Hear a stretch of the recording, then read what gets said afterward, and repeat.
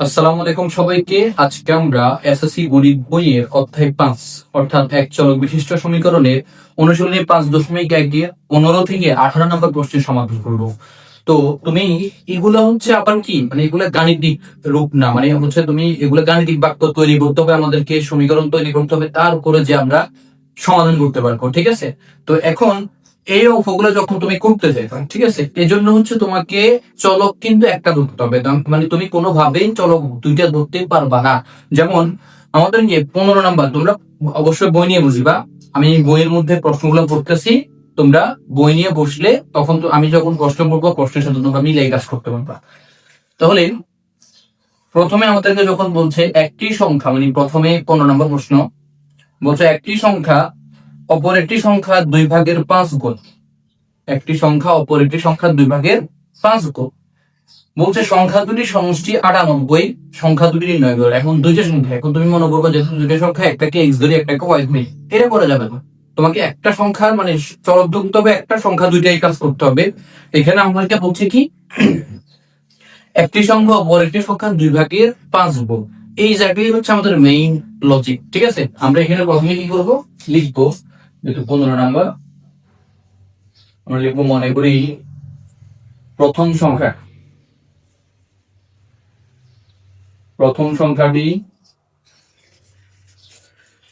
সমান হচ্ছে এক্স, আর দ্বিতীয় সংখ্যাটি বলছে অপর সংখ্যাটির মানে যে সংখ্যাটা আমরা ধরছি তার 2 ভাগের 5 গুণ। কেমন? অর্থাৎ এক্স গুণ হবে এখানে, অর্থাৎ উপরে হবে 2x, নিচে হবে 5।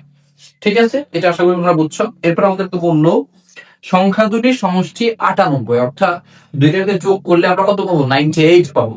এই 98 হলে আমাদেরকে সংখ্যা দুইটা ভিন্ন করতে বলছে। এবার আমরা কি করবো, এই প্রশ্নের মধ্যে সমীকরণটা বানাবো আগে। দুইটাকে যোগ করলে অর্থাৎ x plus 2x/5 equals to হবে 98। এখানে আপনার ভগ্নাংশের যোগ করবো, 5 হচ্ছে লসাগু, তাহলে এখানে নিচে 1 আছে, 1 দিয়ে 5 কে ভাগ দিলে 5 পাবো, তাহলে 5x প্লাস 5 দিয়ে 5 কে কাটলে 1, 2 একে 2x ইকুয়াল হচ্ছে 98। এখানে দেখো 5 আর 2 হচ্ছে 7x, 5 এর পাশে পূর্ণ অবস্থায় বসে গেলে হবে, সরি এই পাশে ভাগ অবস্থায় বসে গেলে গুণ হবে 98 ইনটু 5। দেখো 7x এর 7 এখানে আছে, গুণ অবস্থায় বসে গেলে ভাগ হবে 98 ইনটু 5 ডিভাইড বাই 7। এখানে আমরা হচ্ছে কি 98 কে 7 দ্বারা ভাগ দেব, কত হয় দেখি। আমরা লিখবো 98 ভাগ 7, তাহলে কত হয় 14। কেমন? তাহলে 14 গুণ 5, এটা হচ্ছে 14, তাহলে 14 গুণ 5 হলে কত হবে? 70। কেমন? তাহলে x এর একটা মান, অর্থাৎ x এর মান 70 পাইছি, মানে একই সংখ্যা 70 পাইছি। আর একটা সংখ্যা আমরা এখন এখানে বের করব, তাহলে সুতরাং নির্ণয় প্রথম সংখ্যা সমান হচ্ছে x ইকুয়াল 70 এবং দ্বিতীয় সংখ্যা সমান 2x/5, 2 into x এর মান হচ্ছে 70 ডিভাইডেড বাই 5, মানে হচ্ছে 5 14 70 ইকুয়ালস টু হচ্ছে 14 যোগ 9 28। কেমন? তাহলে আমরা একটা সংখ্যা পাইলাম 70 আর একটা পেলাম হচ্ছে কত? 28। তাহলে আশা করছি 15 নম্বর অঙ্কটা তুমি বুঝছো। এরপরে আমরা চলে যাবো 16 নম্বর প্রশ্নে।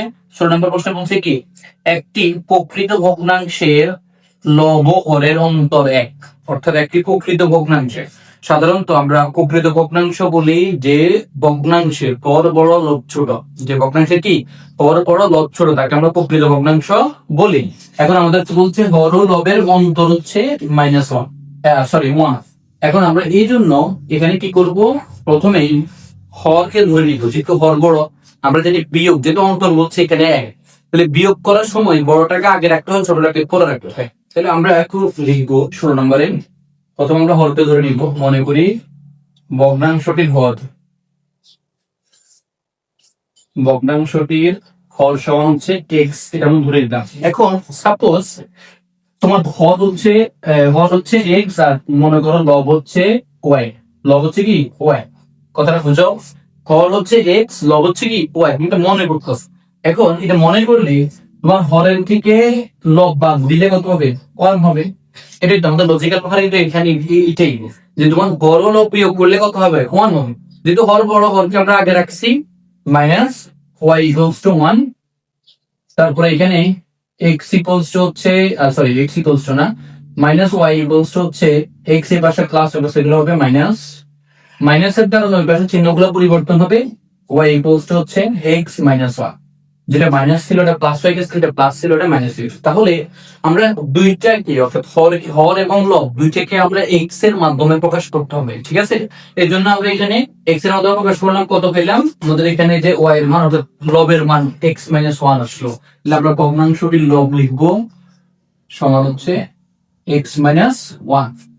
তাহলে আশা করছি এই পর্যন্ত বুঝছো। এরপর আমাদের যে বলছে ভগ্নাংশ বাইর করতে, দিলে আমরা আগে একটু ভগ্নাংশটা লিখে রাখি। সুতরাং ভগ্নাংশটি সমান হবে লব হবে উপরে হর হবে নিচে, ঠিক আছে। প্রশ্নের মধ্যে এবার আমাদেরকে আরো সূত্র দিচ্ছে, ওই সূত্র দিয়ে আমরা অঙ্ক করবো। এখন বলছে লব থেকে 2 বিয়োগ হরের সাথে 2 যোগ করলে, লব থেকে 2 বিয়োগ করতে হবে, হরের সাথে 2 যোগ করতে হবে। তাহলে লব থেকে 2 বিয়োগ করলে অর্থাৎ এক্স মাইনাস 1 মাইনাস 2 আর হরের সাথে 2 যোগ করলে সমান হবে 1/6। নেক্সট তখন আমরা যে ভগ্নাংশ পাবো সেটা হবে কি 1/6।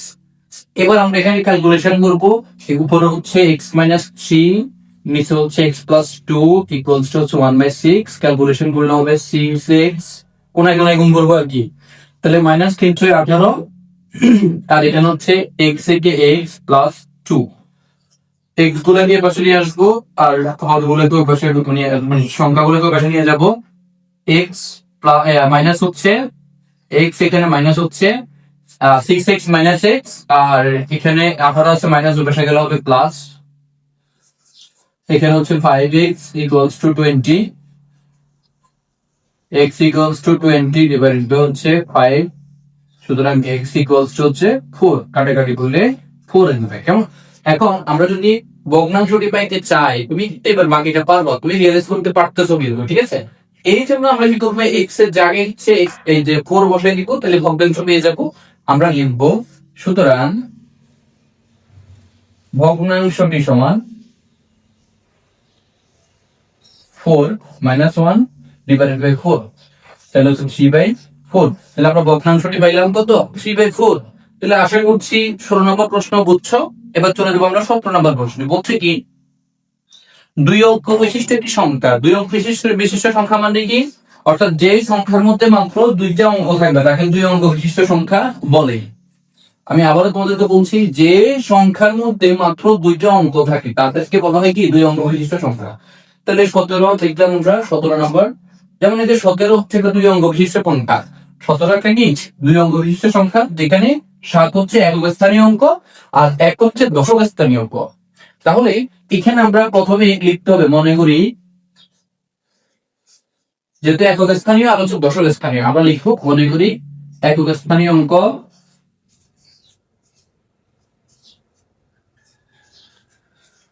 সমান হচ্ছে এক্স।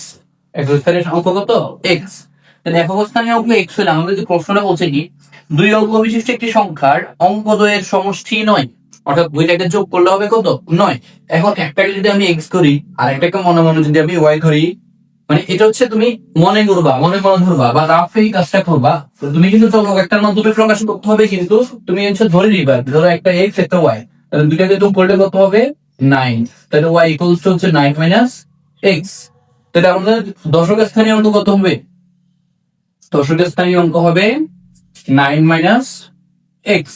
তাহলে আমাদেরকে সংখ্যাটা বাইর করতে বলছে, আমরা লিখবো এখন সংখ্যাটি সমান, সুতরাং সংখ্যাটি সমান দশক স্থানীয় অঙ্ক যেটা পাইছি বা যেটা লিখছি আমরা, ওই দশক স্থানীয় অঙ্কের সাথে 10 গুণ হবে প্লাস একক স্থানীয় অঙ্ক যেটা লিখছি আমরা, একক স্থানীয় অঙ্কের সাথে 1 গুণ হবে।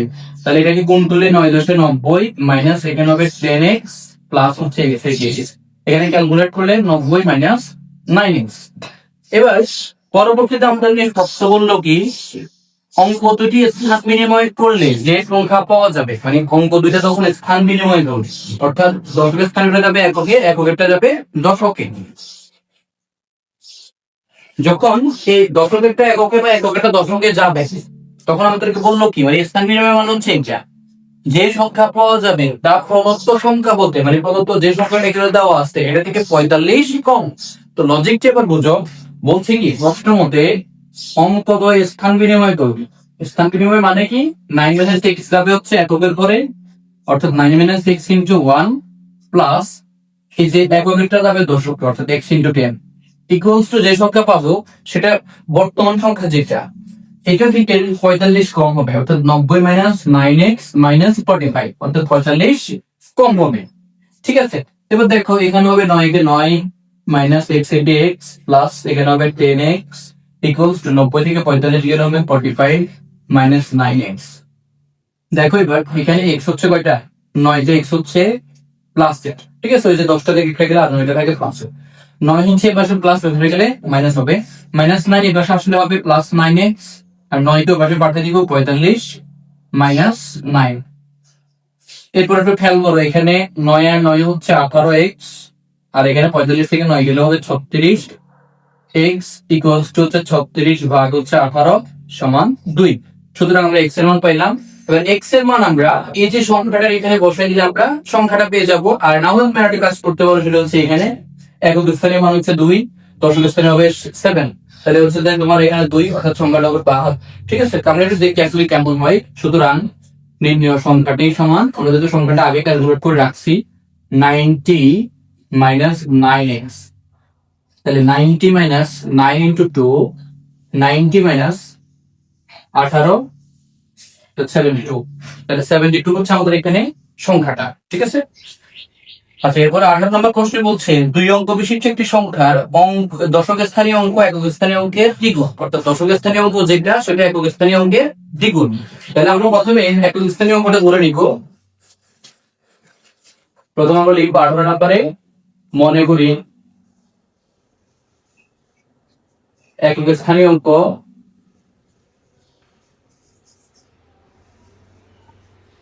সমান হচ্ছে x, দশক স্থানীয় অঙ্ক বলছে কি দ্বিগুণ হবে, তাহলে দশক স্থানীয় অঙ্ক হবে 2x, অর্থাৎ একক স্থানীয় অঙ্কের দ্বিগুণ হবে। এবার আমাদেরকে প্রশ্ন করছে, বলছে দেখাও যে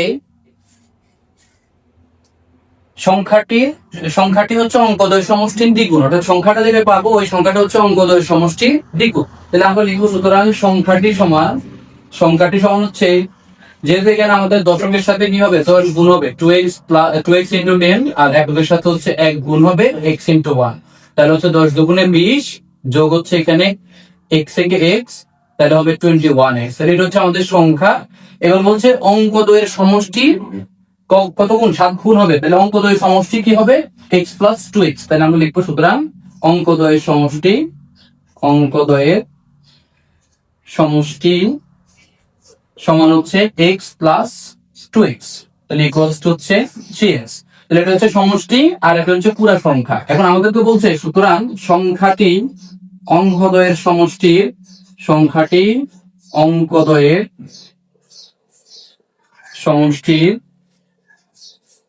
সমষ্টির বলছে কি 7 গুণ হবে, তাহলে আমরা এই যে অঙ্কদ্বয় যেটা সংখ্যা যেটা ওইটাকে আমরা অঙ্কদ্বয়ের সমষ্টি দ্বারা ভাগ করব, অর্থাৎ 3x, x কাটা যাবে, 3 দ্বারা 21 কে কাটলে হবে 7, তাহলে হচ্ছে 7 গুণ। তাহলে আমরা এটা দেখাইতে পারছি, এখন লিখবো হচ্ছে শুরু। তাহলে আজকে আমাদের 18 নম্বর পর্যন্ত করার কথা ছিল, আমরা আজকে 18 নম্বর পর্যন্ত করছি। তো প্রত্যেকে বেশি বেশি করে প্র্যাকটিস করবো। তো ভালো থাকবে সবাই, আসসালামু আলাইকুম।